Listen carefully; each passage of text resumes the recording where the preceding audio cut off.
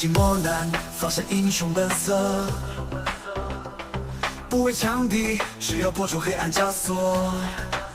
即使身陷绝境，也要逆天改命，为了心中的正义，绝不退缩。